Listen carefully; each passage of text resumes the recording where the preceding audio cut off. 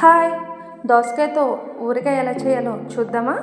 ముందుగా దోసకాయని శుభ్రంగా కడుక్కొని ఓ పొడి క్లాత్తో తడి లేకుండా తుడుచుకోవాలి. దానిలో ఉన్న గింజలు శుభ్రంగా తీసేసి చిన్న చిన్న ముక్కలుగా కోసుకొని పక్కన ఉంచుకుందాం. కావలసిన పదార్థాలు చూద్దామా. ముందుగా పచ్చిగా ఉన్న దోసకాయని తీసుకోవాలి. వేరుశనగ నూనె, పచ్చికారం, కొంచెం పసుపు, సాల్టు, నిమ్మప్పు, ఆవు పిండి మీ ఇష్టం, కావాలంటే వేసుకోవచ్చు లేదంటే లేదు.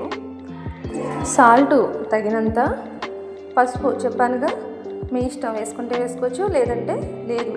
నేనైతే కొంచెం వేసుకున్నాను. కారం తగినంత, నిమ్మప్పు మనం తీసుకునే క్వాంటిటీని బట్టి చూసుకుని వేసుకోవాలి. నేనైతే చాలా తక్కువగా పెడుతున్నాను కాబట్టి చాలా తక్కువగా వేసాను.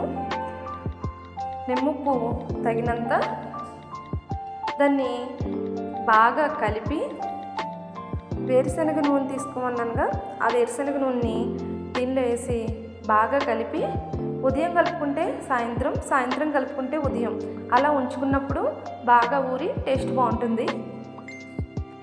ఊరగాయ అందుబాటులో లేని రోజుల్లో ఈ దోసకాయ ఊరగాయ చాలా బాగుంటుంది. ఒకసారి ట్రై చేసి ఎలా ఉందో కామెంట్ చేయండి.